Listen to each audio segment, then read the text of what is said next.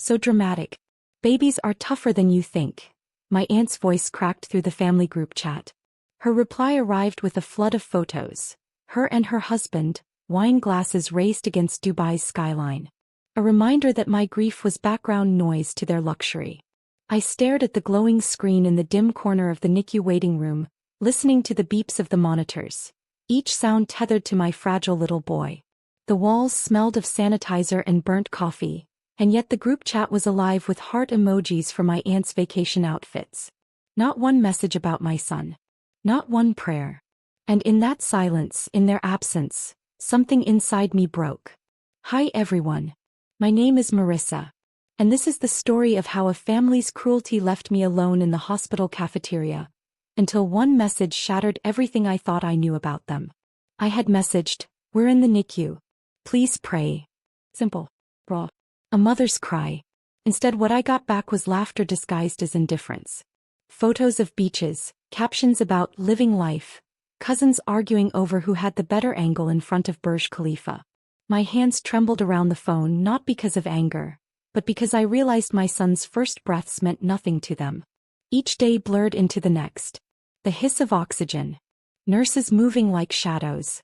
I slept on cold plastic chairs, clutching lukewarm coffee, whispering to my baby through the glass, "Stay. Please stay." No one came. No flowers. No visits. No arms around me when the alarms went off at 3 a.m. Only silence from those who shared my blood. And then, 30 days later, under the cafeteria's flickering light, with a tray of untouched food in front of me, my phone lit up. 74 missed calls. One unread message from my brother. Answer. This is bad. My pulse quickened. My throat tightened. For a moment I couldn't breathe. What could possibly be so urgent now, after weeks of ignoring me? I picked up the phone, my hand trembling. And that was when I learned. This story wasn't about abandonment. It was about revelation. I stared at the glowing message, my fingers hovering above the screen. Answer. This is bad. For 30 days they had left me alone, watching my son fight for his first breaths. 30 days of silence, while their lives went on as if my baby's existence was an inconvenience. Now suddenly, urgency. Panic. I pressed call. My brother's voice cracked through before the first ring finished. "Marissa, where are you?" I blinked at the cafeteria clock. The buzzing hum of vending machines filled the silence between us. "Where do you think I am?" I whispered. My voice was steady but my chest was trembling. He didn't laugh this time. Didn't sigh impatiently like he used to when I asked for help. Instead there was fear. "You need to come home. Right now." My grip tightened around the phone. Home. After a month of hospital corridors and sleepless nights, that word felt foreign. "Why?" "Please," he said. His breath was uneven. "It's about Dad. You just have to come." I didn't move. My coffee had gone cold. My baby's tiny chest was still rising and falling under those tubes upstairs.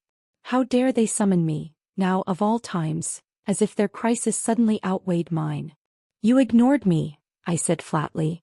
My words came out quieter than I expected, but they cut sharp. "I begged for prayers and you sent palm trees. I told you he was fighting for his life, and you told me about your 5-star dinners." "Marissa, listen." His voice cracked. "We made a mistake, okay? But this is different. If you don't come, everything will fall apart." Something in his tone, it wasn't guilt. It wasn't love either. It was desperation. Like a man watching a fire creep closer to his front door. My heart pounded, torn between the steady beeps of my baby's monitor upstairs and the storm I felt vibrating through the phone. For weeks I was invisible. Now suddenly I was essential.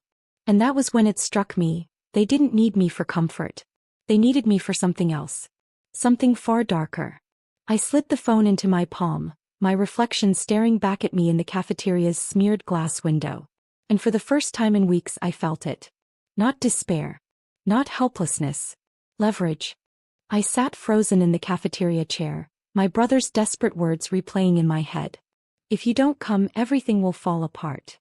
The irony cut deeper than any blade. For a month my world had been falling apart. Piece by piece. Breath by breath. And they watched silently from their luxury vacations. Now suddenly I was the missing piece to hold their lives together. I rose slowly, clutching my coat around me. My footsteps echoed against the sterile tiles as I walked toward the NICU. I needed to see him, my baby, before I decided anything.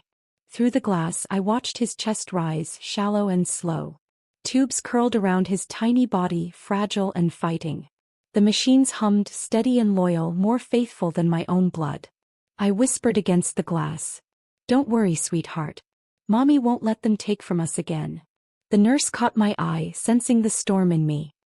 "He's stable tonight," she said gently. "Go get some rest if you can." Rest. The word tasted bitter. Instead I dialed my brother back. He answered on the first ring. "Marissa, thank God."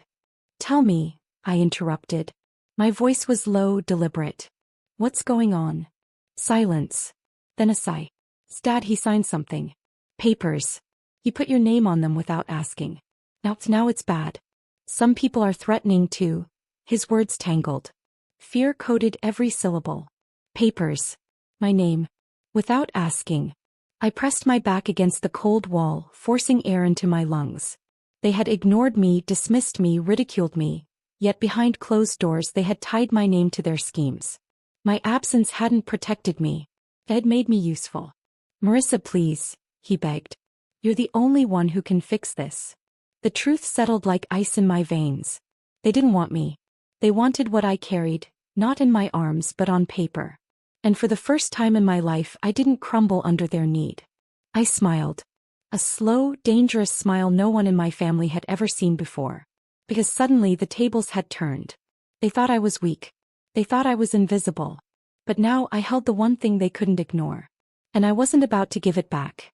I leaned against the cold hospital wall, his words echoing in my ears. "Papers. Your name.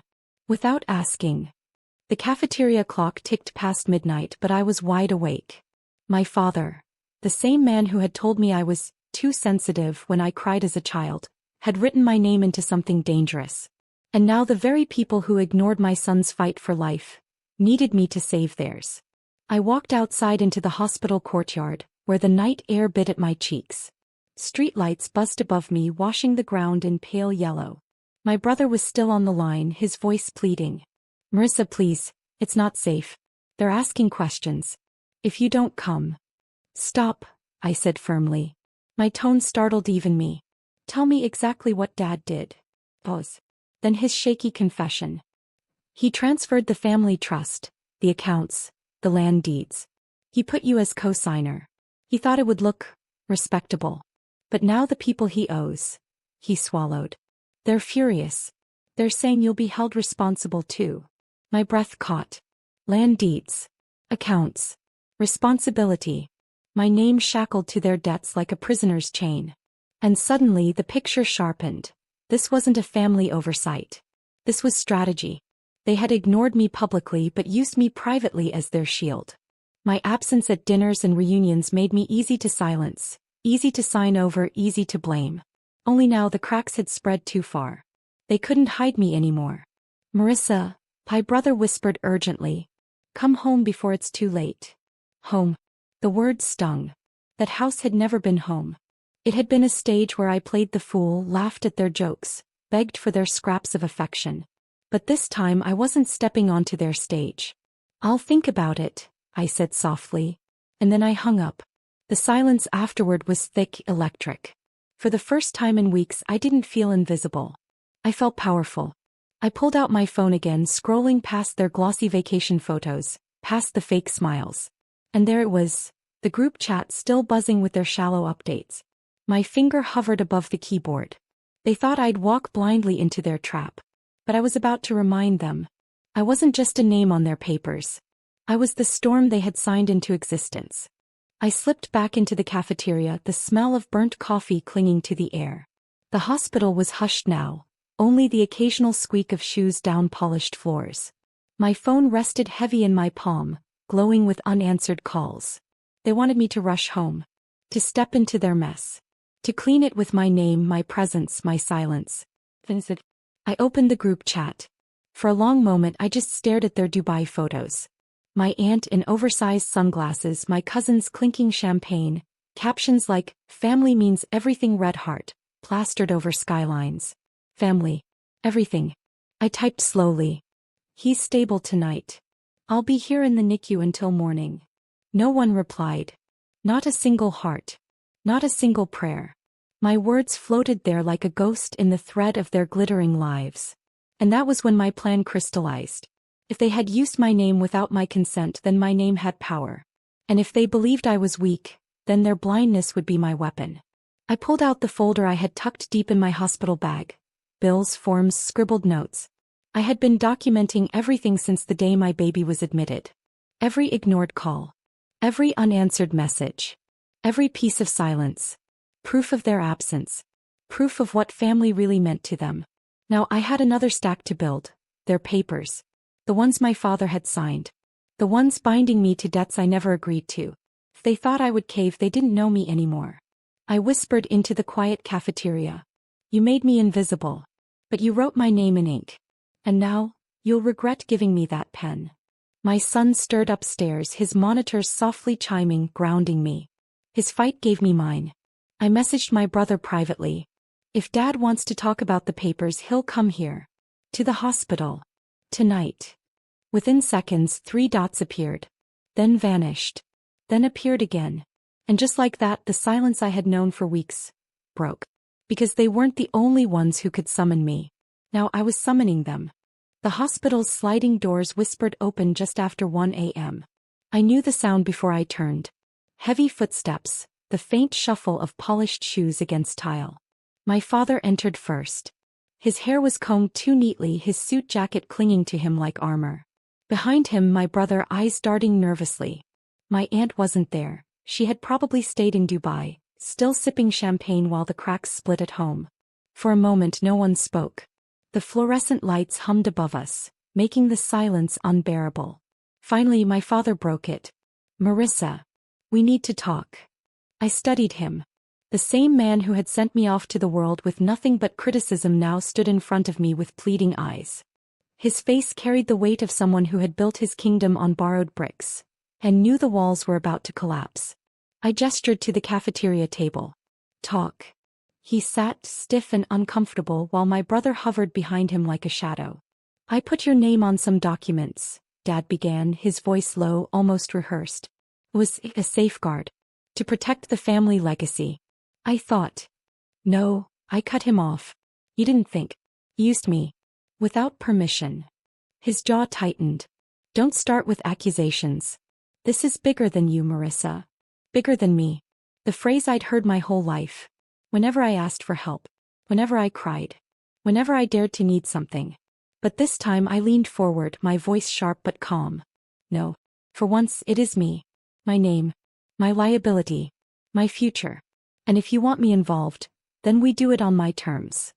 My brother stepped in, his tone anxious. Please just sign a release, okay? Transfer it back. If you don't, they'll come after all of us. I let the words hang in the air, the weight of their fear pressing down. For the first time they were the ones begging. And in that moment I realized something powerful. They weren't here out of love. They were here because they had no other choice. I stood slowly, pushing back my chair. You ignored my cries when my son was fighting to breathe. Now you're the ones gasping. And you expect me to hand you oxygen? Their faces paled. I smiled faintly. We'll see. My father's fists tightened on the cafeteria table, veins rising against his skin. He wasn't used to this. To me speaking with steel in my voice, to me holding the silence like a weapon. Marissa, he growled, lowering his voice as if the walls might hear, this isn't a negotiation. You will sign.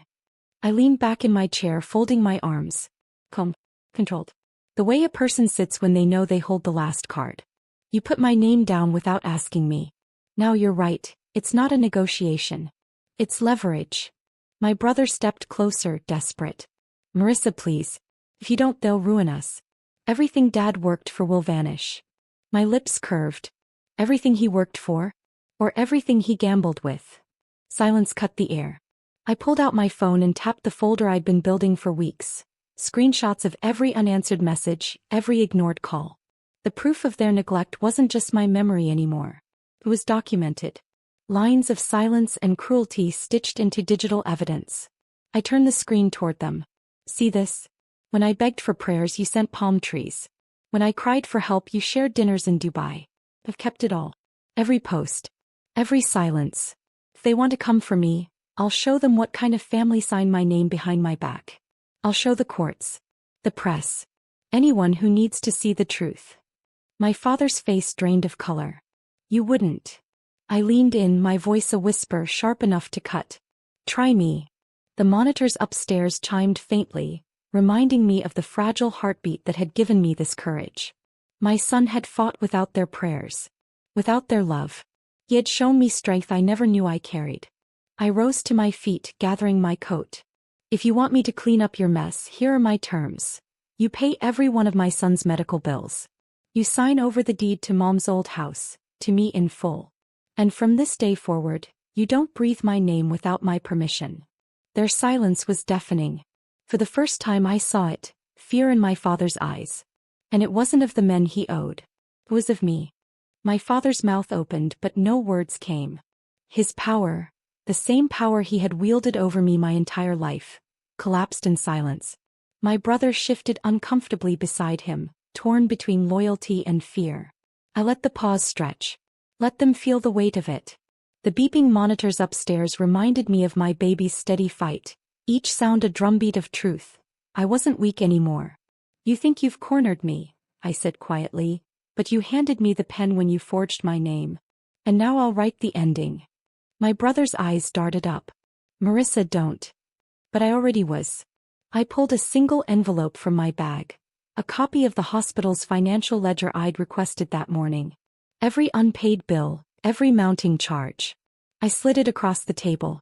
This is yours now. Every cent. You'll cover it in full. Because while you drank champagne in Dubai, I slept on plastic chairs praying my son would live. That debt is the only one I care about. My father's face darkened. And if we don't? I tilted my head, calm, steady. Then I let your enemies know the truth. That you dragged your daughter and her premature child into your schemes without consent. You think they're angry now? Wait until they learn you gambled with a NICU mother's name. The silence that followed was absolute. My brother finally spoke, his voice thin. Dad, she's right. We have no choice.